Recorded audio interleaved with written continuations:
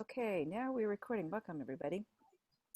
So this video, this sermon was told to me by some others in the state of Oregon, and so live stream happens online. It's a church that's been online way before the coronavirus, and they have members all across the United States who come on in the evening and have church. And so they have different guest speakers. And so this is Dennis Webb, who lives in Naperville, Illinois, who was preaching. And so people said this was such a provocative sermon that they wanted me to listen to it. And I thought, oh, what could you say about the priest and the Levite? They have such a bad reputation. How could anybody salvage the priest and the Levite? But he goes like he's going to the court of law, and he's acting as the defense attorney for the priest and the Levite, and why they should not be given such a hard time. So who was able to watch it on there before tonight? Okay, we got a few, and so maybe you can help me fill in the blanks. What is the first defense of Dennis Webb's about the priest and the Levite? And I'll type it in. Anybody remember?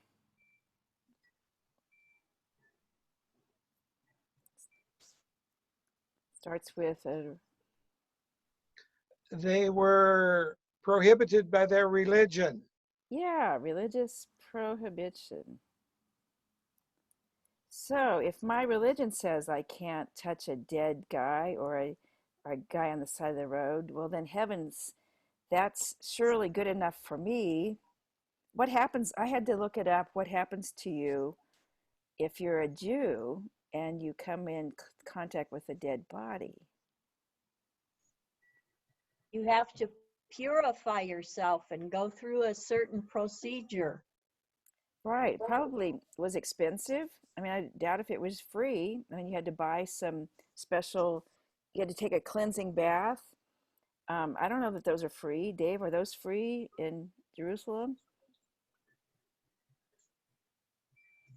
Can you say that again? Mine broke up. If you have to go to a ritual bath in Jerusalem, is that free? I don't think it's easy. There's not a lot of water, a lot of places to go. It's not like you just go in your own bathtub, right? I mean, it's in order to keep that commandment, it takes some effort. And if you touch anything, when you touch a dish or a container, then has to be thrown out. That's impure. Yeah, the biggest thing about it is that there are purity laws, but there are other laws as well. In other words, purity laws do not necessarily supersede caring for your neighbor, right? I mean, it does if it's a legalistic interpretation, but it's kind of like our understandings of things. I mean, like I can't think of a good example right offhand. Stopping at a stop sign is a suggestion. Yeah, but I'm trying to get you to the hospital because you're going to have a baby. Well, I may kind of blow through that or whatever, right? I mean, so there are certain circumstances where legality is not the main issue. Okay. I mean, that's within the Jewish tradition as well. That's the point I'm trying to make. So the defense is that if you are going to be pure, then you can't touch anybody that's left beat up and bleeding by the side of the road, right? So that was the defense. Purity is a big deal in our society today. For some Christians, it's been resurfacing. So we'll talk about that in a little bit. But purity seems to be back in popularity for some reason. So what was the defense number 2 at this court of law here? Reputation. Right, reputation. So So if I would be caught impure and be caught with someone who was ir- um, with irreputable, so I'm associated with a with a beat up guy or a dead guy or a deadbeat, so that would prevent me from what? What is that? What is my what's the consequence of being with a guy who's been beat up? Your good name in the community would be spoiled. All right. I think the guiding phrase is, what will people think? Oh, well, that's a good one. So we could live by that reputation, kind of like a, a cross, like um, a, s- a weight that rests upon our shoulders or upon our head. We can't shake that. What will people think? And how would I ever be back in society? And then the third defense,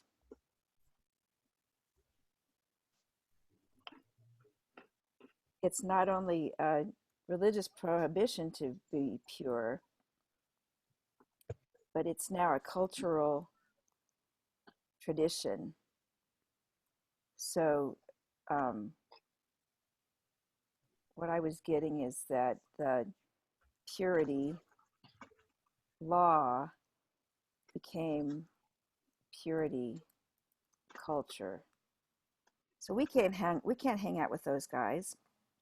We can't have any of those sinners in our midst. We can't have those people that are being um, irreputable. And what were they doing on the road anyway? Isn't it their own fault? And how would they not know?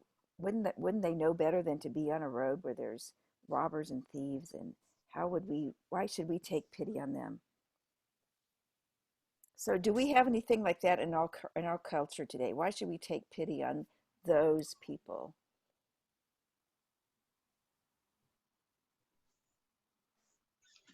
Against Democrats and immigrant, Republicans or vice versa. Okay. Say again, I missed it. I said Democrats and Republicans or vice versa, whichever one you identify with or think is, you know, they're on the side of the road. I'm not going to talk to them and I'm not going to help them. And they just are the worst thing you could ever be. That's good. What came to my mind, it's not current, but boy, it sure hasn't gone away either. I don't think it's shifted.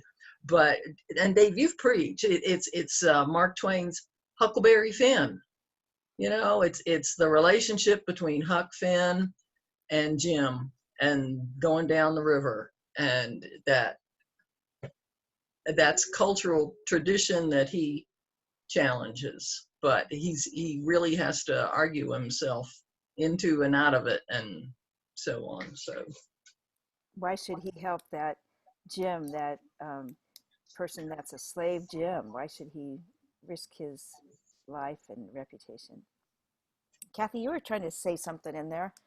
I was going to say immigrants. Oh, whoa, yeah.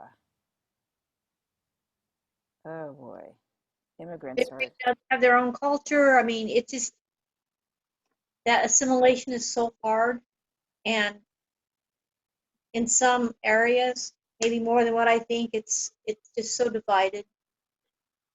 Right. Yeah.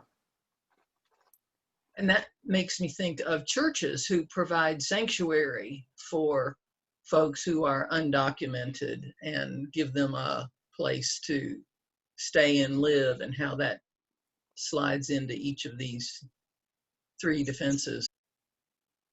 So it could ruin your reputation if you're the church that lets those immigrants in. It could be against the law. How, you're not a hotel. What do you think you're doing? And then versus um, what is the God thing to do? Here's the Good Samaritan who just says, to heck with it all. What are we doing? what are we doing that for? Well, and that cultural thing. So Gail and I were listening. We listened to a podcast earlier this week, and I had never seen this. But if you go back, if you have your Bible and you want to look back at chapter 9 of Luke and verses 51 to 54, we're in chapter 10 with this story. But Jesus and James and John are going to Jerusalem, but they went through a village of the Samaritans, and they didn't receive him. And this is the thing I hadn't seen. James and John said to him, "Well, do you want us to command fire to come down and from heaven and consume that village?" I mean, it's a reflection of how the cultural, the religious, whatever. I mean, it's just, oh yeah, hey, they didn't receive you. All right, let's just obliterate them. No big deal because they're just Samaritans, right? So I mean, it's kind of like the context for the next chapter in this story. Jesus rebukes them. I kind of think he probably wanted to do more than that. James and John are great examples of people with lack of impulse control. Well, yeah, I think there's verses that refer to them as the sons of thunder. That's that. I don't know exactly where that is, but yeah, these are the guys that would go to Sturgis on their motorcycles. And how do you get the nickname Sons of Thunder? You must have some reason why they call you that. So these guys are kind of my favorites. That's the name of their knitting circle. Well, whatever they're doing, they're at least Jesus has something to say about them. I was thinking of some other group that we couldn't hang out with, and now I can't even think it was so strong to me. But we can't hang out with Colin Kaepernick, who took a knee at the football field, because boy, people are so angry that he would disrespect football or whatever. I don't know what they're I don't know the whole story, but that that just caused this whole uproar. We can't be a part of that. Well, I think just wearing a Black Lives Matter t-shirt makes a difference in people's thinking as well.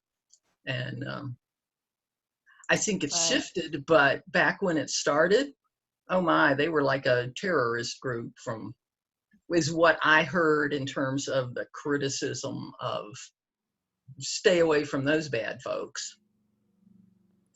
Right. I have one. I can wear it.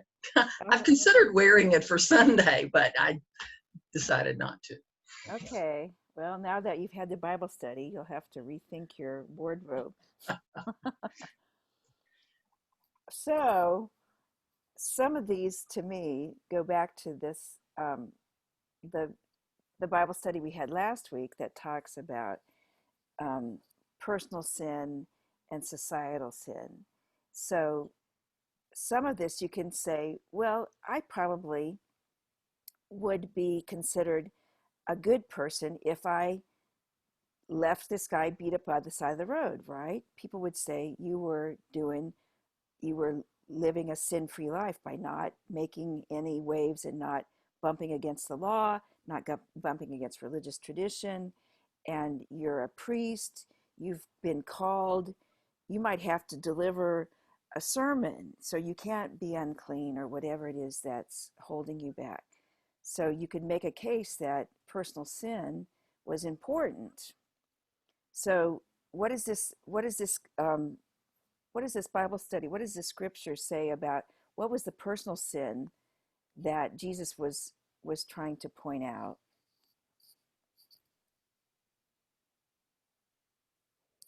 Who had the personal sin? Who was the sinner in this case?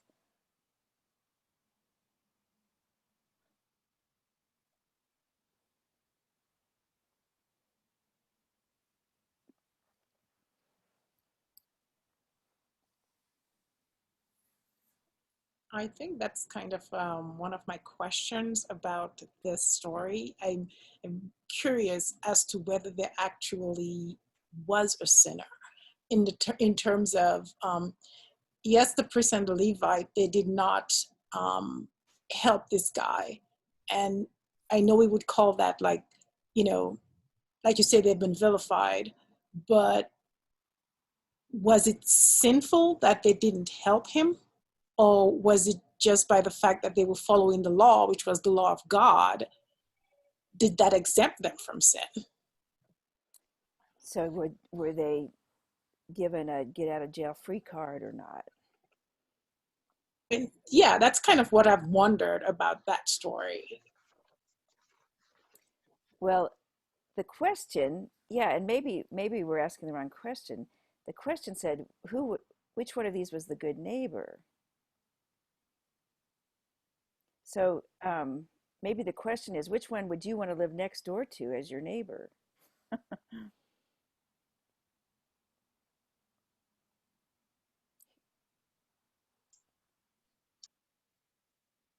Oops, you got muted. Um, so not answering Cecilia's question quite, but it's you can talk about sins of omission and sins of commission. So not doing something, part of it is, how do you define sin? Is sin, if sin is, I often define sin as a broken relationship with God. So if I am not loving my neighbor, then that is probably a sin of omission, a broken relationship that I'm having with my neighbor, who is just as much a child of God as I am. Right. So sin is, I think Jesus was trying to break out of this mold. The Pharisees were saying, you have this black and white, this black and white, this black and white. And Jesus was kind of saying, there's a lot of things that aren't really what God intended. And so let's get this figured out. So there's a lot of things that are not for the good of the kingdom. So maybe the sin is what builds the kingdom up and what doesn't. So in Matthew, Jesus says, you snakes and you villains, you say that you don't have to give any help to your parents because what you've already set aside to give your parents, you gave to the temple instead. Well, it's like, okay, that's the letter of the law, but that's just stupid. Jesus is going, we don't go down that road. That's just black, white, black, white. So the priest and the Levite is kind of one of these, it's not a black or a white. They were doing probably what they thought they had to do. And then the Samaritan blows them all out of the water by saying, what's the really important part to help the kingdom here? It's certainly, there's a dead guy, who's gonna, or almost a beat up guy who needs help. What should I do?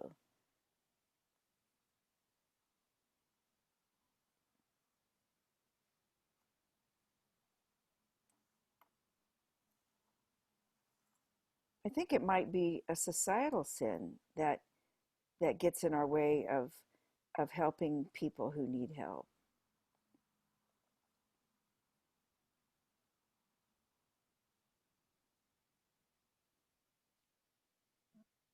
What if But I how do you balance out? I mean, because a societal sin of help, but it's each person's sort of obligation, right?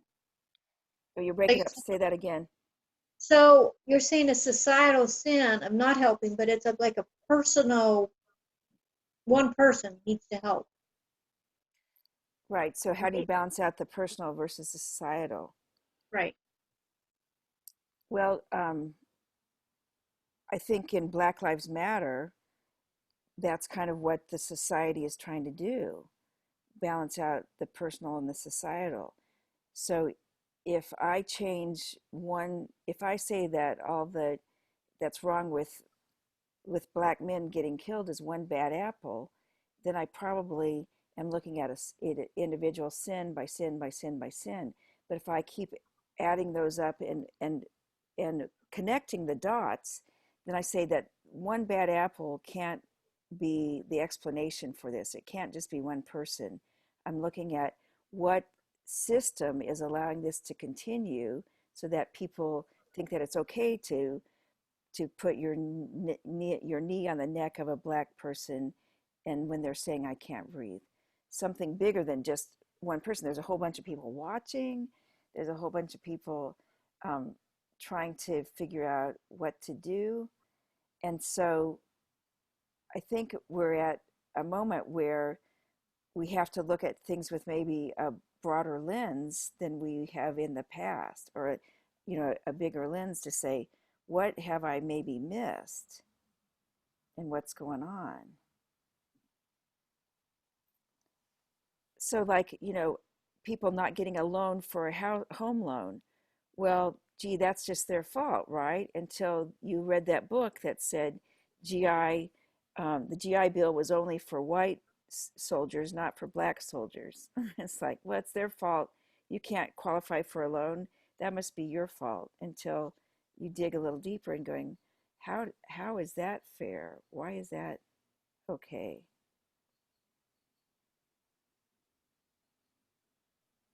Well, it's obvious, the key question in the passage is because, the lawyer asks that Jesus at the end says, who is my neighbor, right? And, which one of them do you think was a neighbor to that man? And so, yeah, this is where I think we have, the church, we have to work it out. Like, here's the example I'm thinking of. People come to churches all the time and they want money, right? That's real common. And pastors have discussions. Okay, so what is the best thing? Should we just indiscriminately give money to anyone who comes to the church, no questions asked? Well, a lot of pastors have found out that that's not a really good way to help people. That can be abused. So then, and it's not just pastors. So then churches start to talk, okay, so how can we do this? So maybe not giving money is the thing to do. Maybe we go with them, to buy them gas or whatever they need. And that takes more time, right? That's what the Good Samaritan did. He took more time. That person took more time to do help. He didn't just call 911, right? So it's not, I don't think it's ever very simple, but I think it's all, the question you keep coming back is who is my neighbor? I think that's what Jesus is saying to these guys. And he knows that lawyer who knows the tradition knows that that's what the tradition says. It's not just about, there are purity laws, but there's also help out the person in need.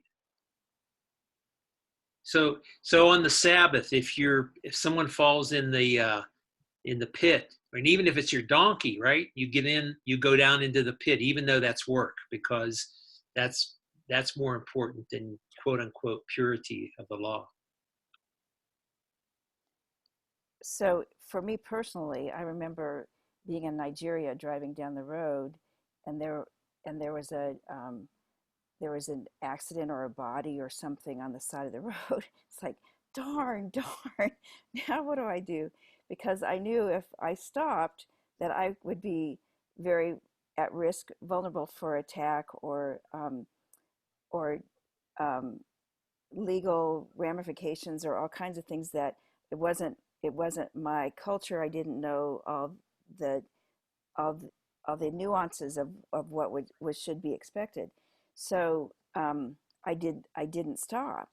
And so then I had to examine that in my life later and think and talk to some people. And what I think would have been the appropriate thing to do would have been to gone down the road to the next very populated area where I could have stopped and had more safety and security and said, here's what I just saw 5 kilometers back on the road.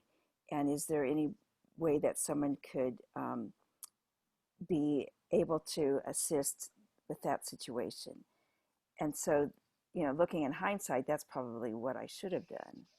Or maybe in today's society, it would be smart for me to call 911 rather than stop as a female on Highway 70 and try to think that that was going to be a smart decision on my part.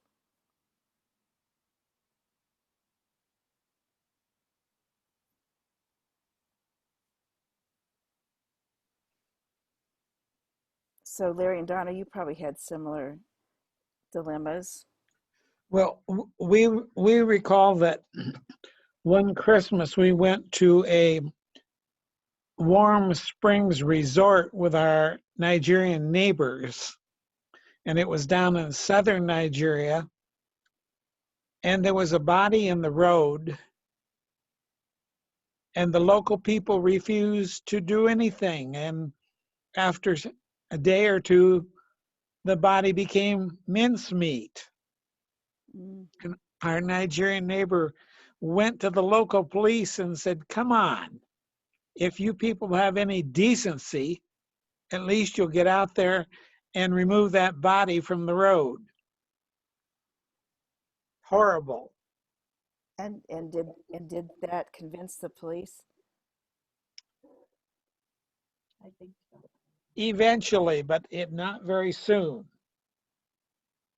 Right. And there are probably cultural things about that society and dead bodies that I'm not necessarily understanding what all the cultural nuances are.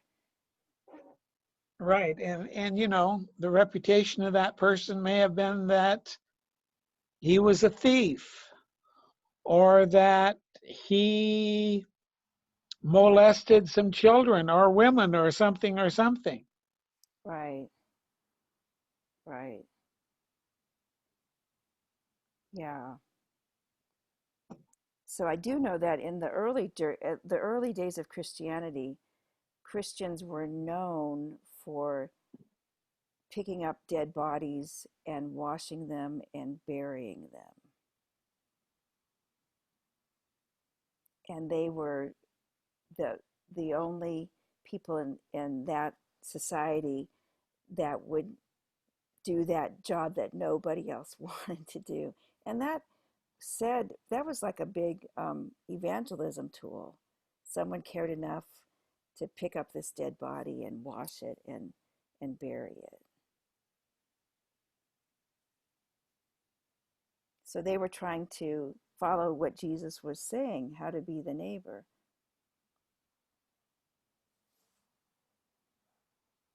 So we have this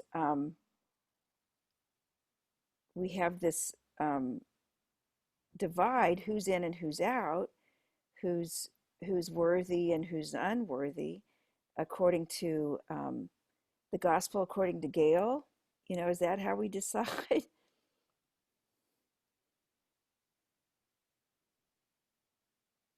The gospel according to the Democrats, the gospel according to the Republicans? Is that how we decide who's in and who's out?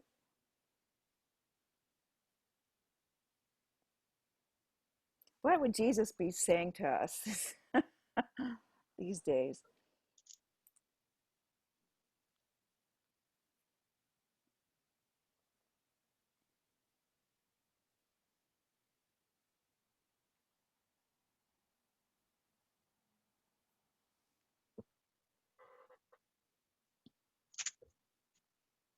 I would think he's very sad the way the Christian church in America is dealing with all people and what they are closing their eyes to and ignoring. Right. And he would say, you've heard my teachings, why aren't you following them? Right. So I really like to point out um, the sins that you're not following. You know, there's some of mine that my favorite ones that you're not following.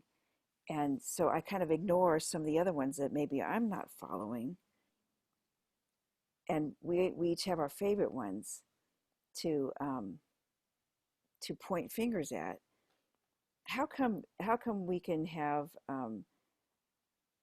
you know, to me the Democrats and the Republicans each have their favorite sins to point out, and they're probably both right.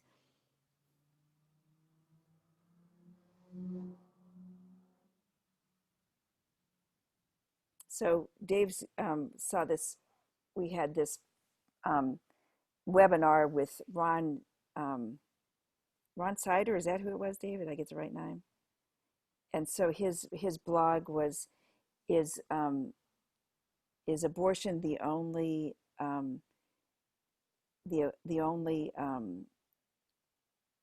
issue that should count on who you vote for? That, you know, that's kind of one of the things that one party likes to point out is the sin that should be the only thing that you care about, and um, that would be a personal sin. And the Democrats are going to say, and what about poverty, or what about those persons who are um, being left by the side of the curb? You know, what about those sins? And so we end up pointing fingers at each other and voting according to whatever our favorite sin is we're looking at. So I don't think Jesus would probably be happy with either side.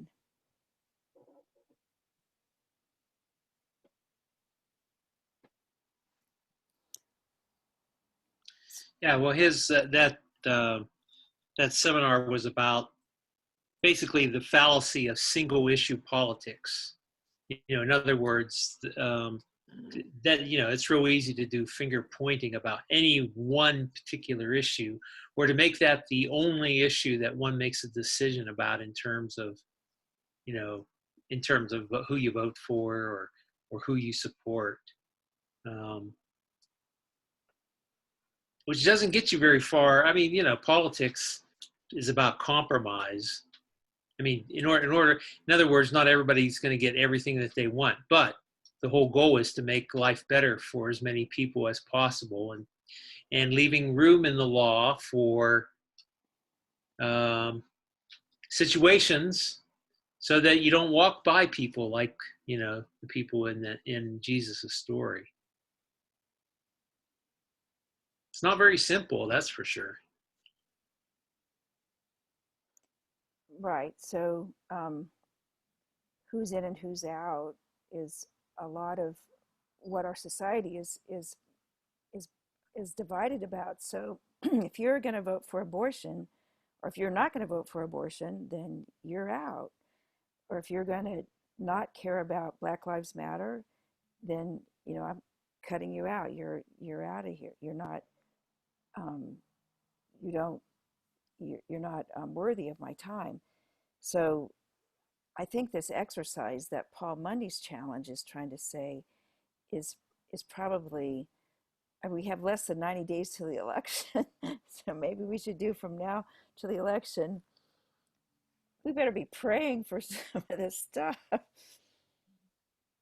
Who's in a, you know, who's in a different camp? And um, oh my goodness, you know, we have some issues in the district. If you're transgender, I'm not going to let my children go to your camp, your church camp. And so that's, you know, that's a thing that's tended to divide us. And um, I think we probably need some education to say, okay, what's, you know, is this person in, does this person have um, any evidence that they're trying to make your life miserable, or your children's life um, um, different than any other camp counselor? Is there any evidence that there's anything this person is doing that's any different than anybody else? then, you know, let's not judge just because of a label that we slap on somebody, that you're out because you believe this or you have done that. So what can we do to be look at people who we're at odds with? Is this something that we think would be an option for? How do we talk to people who are very different than us?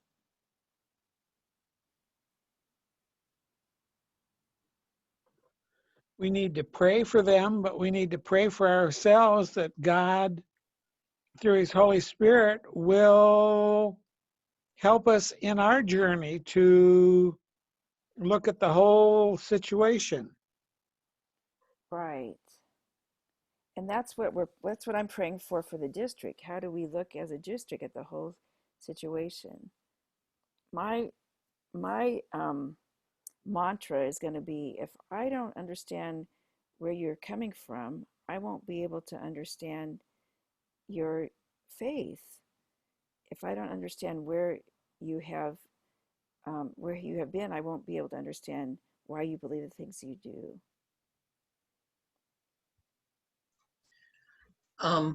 We tend, and politics has really shown this to be true, but also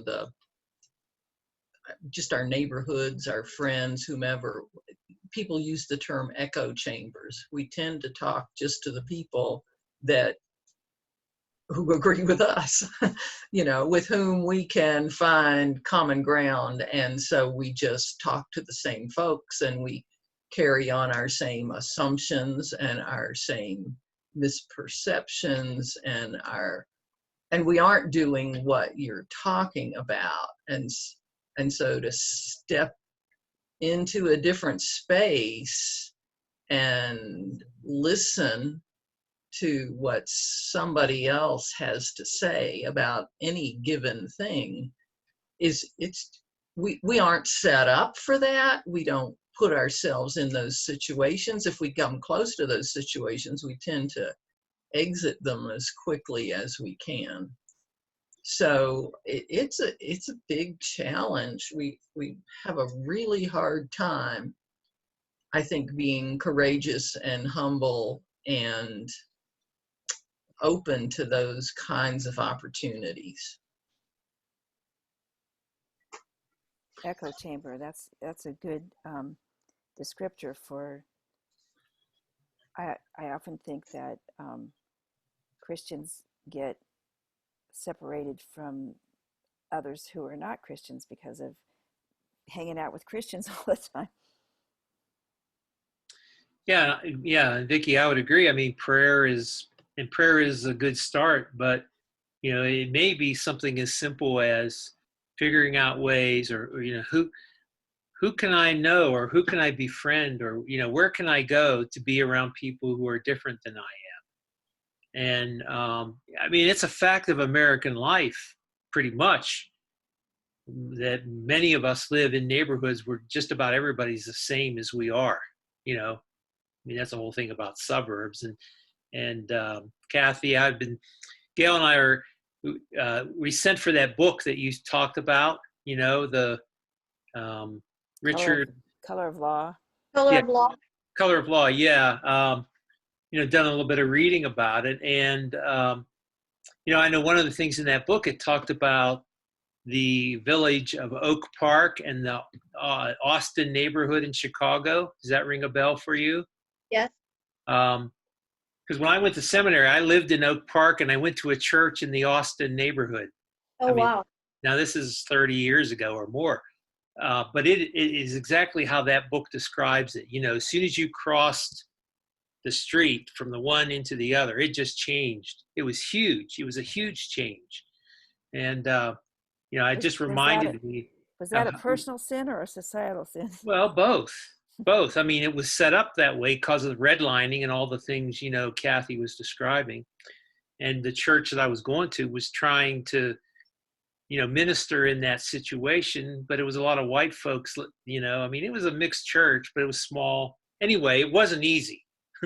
You know, I mean, but that church was trying to do some things. So point is that for us, any of us, so we have to start where we're at. So where can we go, or what can we do? And maybe that's something for our church to think about.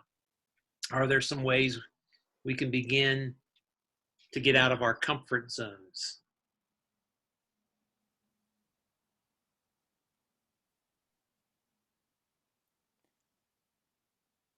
Well, I'm guessing that we don't have to go too far to look for a person that might think differently than us.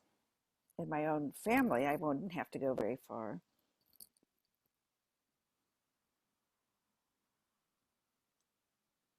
Right. If we are intentional about it, we will become uncomfortable. I mean, there's just no doubt about it. No matter what way we do that.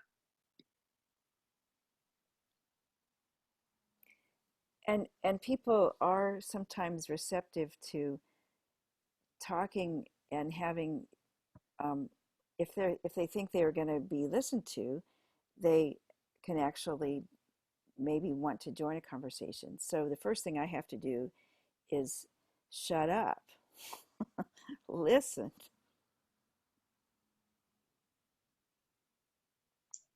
Okay, so tell me, why am I wanting to go into this uncomfortable space?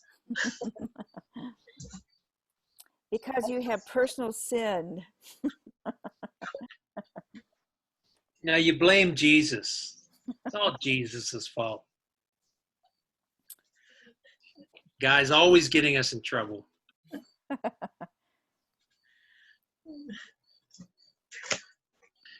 Which reminds me of John Lewis, right? Good trouble. Good trouble, right? Not easy trouble. He never said it was easy. He just said it was good. Good to do. Right. So what would you said it earlier, Vicki, I'm going to quote you.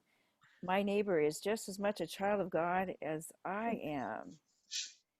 And so that's got to smack me in the face. Okay, this person is just as much a child of God as I am. And they might be spewing hate or spewing racism or misogynistic talk, and so that's really hard to walk in that space and try to see them as a child of God. So you have the three questions. What does this sermon say about personal sin, and what does the sermon say? So what did Dennis Webb say about those? What's the answer to those three questions? What'd that sermon say? I think you've tied it up with this, and then he asked, which of these do you think was a neighbor to the man? And the one who had mercy. And he tied up his sermon and said, that's all Jesus said, is that you're going to have to go and have mercy.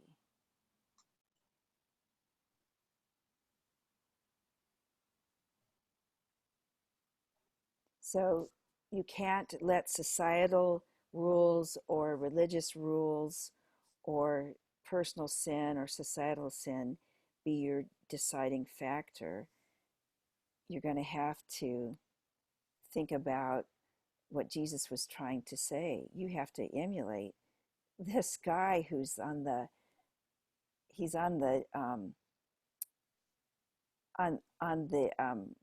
what is that, loser team, or that, all those kids movies about um, the kids who never get picked for any sports. That's who the Samaritan was the outcast, the the deadbeat, the horrible person. You're going to have to be showing mercy even like that guy did.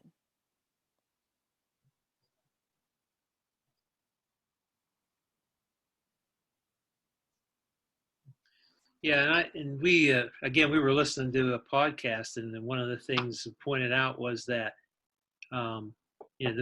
maybe who we need to empathize with, or is the person who was robbed and is in the ditch. In other words, if that ever happens to us, we want someone that will help us, and not, not just pass by. And to know that the cost of that, the fact that a robbery happened wasn't the best neighborhood. So, to stop and help somebody, when you were kind of mentioning that, Gail, in that story, it's not the best neighborhood. So there is a price that could be paid by, by doing that. So, you have to be ready that that's a possibility as well. How many of us would say, well, the dumb guy, he should know better than that?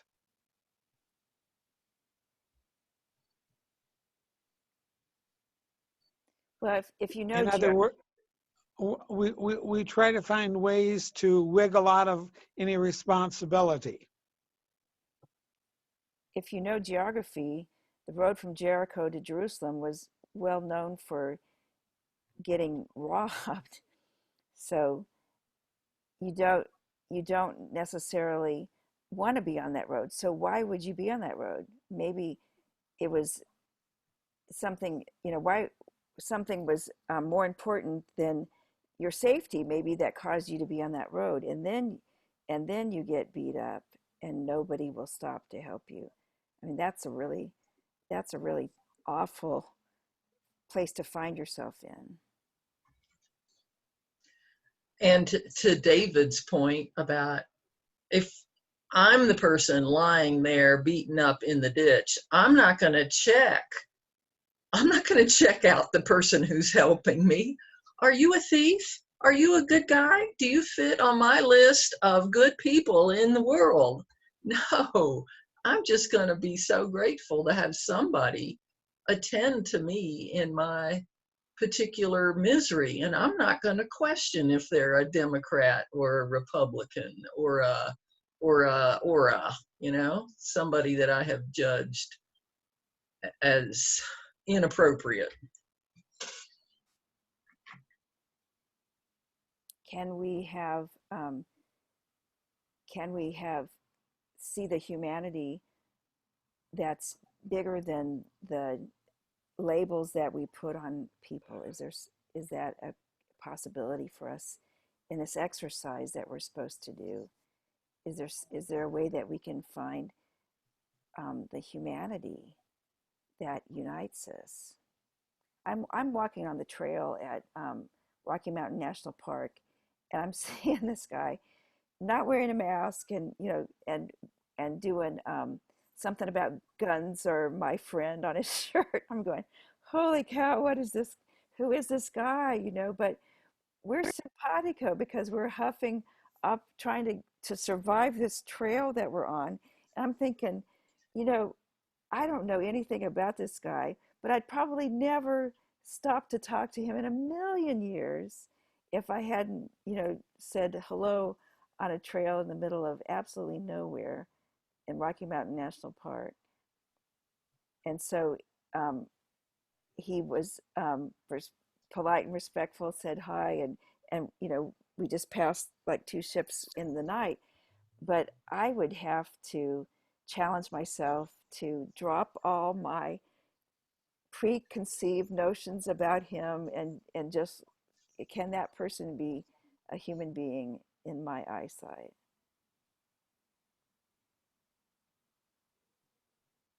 And I think about these situations too. If you're by yourself, that you got to think differently than if you are with a group. So, why did moms go to that place in Portland where there's all that tear gas, right? Well, the fact that they did it in numbers. Now, we can get into, well, that was a good idea, but they were there together, and then they strategized, and they were there because they wanted to help. So there's not figure out a way to do that, and so there are ways that we can work at following the command of who is my neighbor, and be wise about it. right? I think when they went there as a group, and they all wore the same color, and then some of their husbands showed up with leaf blowers that Blowers. to protect them from it just all kind of worked together. It's just an interesting. I mean, it sure was better than showing up with rifles and AK-47s, which some folks do.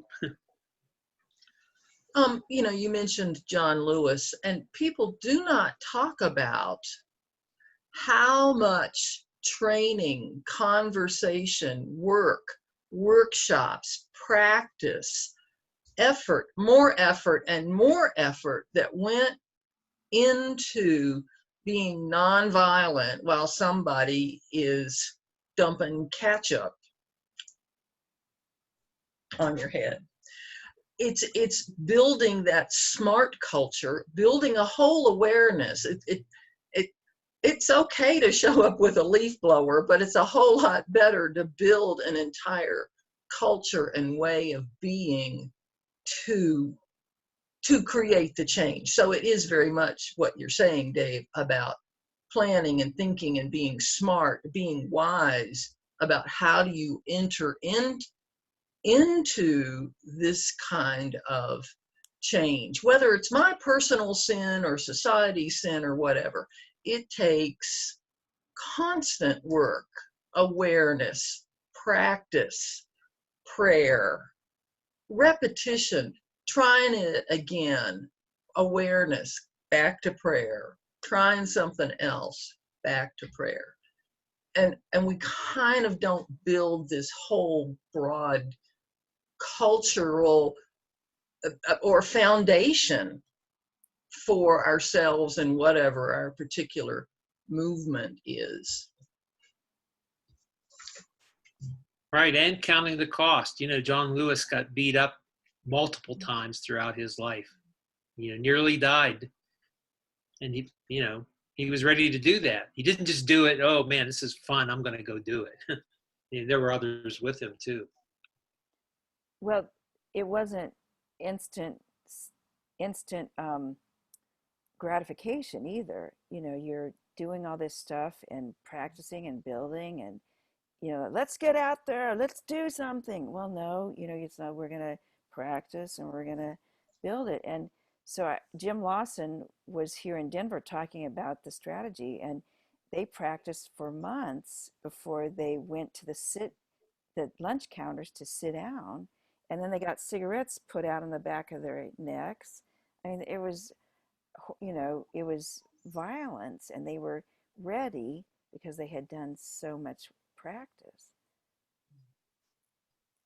So yeah, and that, man, if I could light a fire beneath the church, that's maybe where I would like to start, to be that change agent that's got that kind of transformation power. Darn Samaritan getting us in trouble. Good trouble, Dave. Good trouble. Yeah. Well, okay, we're gonna run short here, and Kathy, you have anything, your questions or anything that you want to add? We've been talking too much over here. No, I'm good. Thank you. Anybody, Celia? Anybody? Donna? I don't know. Did we ever answer your question, Celia?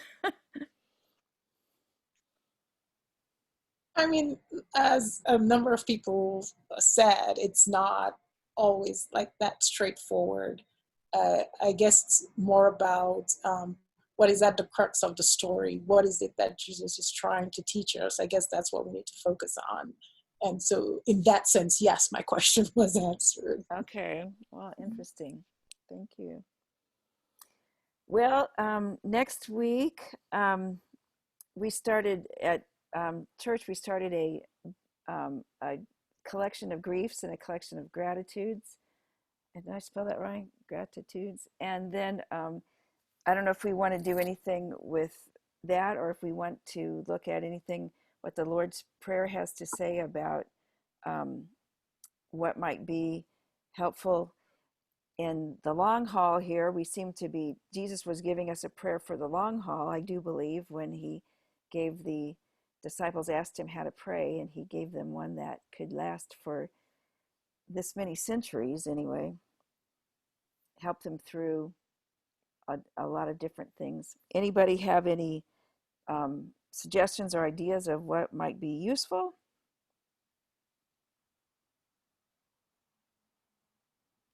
Name another topic. I'm open for any ideas.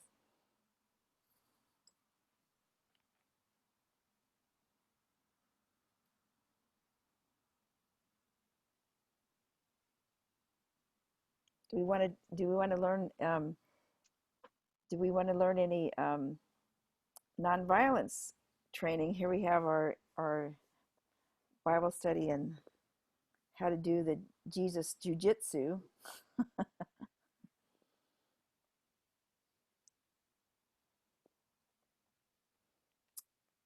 So I guess I get to surprise you with the next. The griefs and gratitudes sounds interesting, but also later on the Lord's Prayer. So All right, we can do them in that order. How's that? fine. All right, that's a deal. All right, I'm going to stop share. And Thank you, Gail. thank you. Blessings on your journey. Stop recording.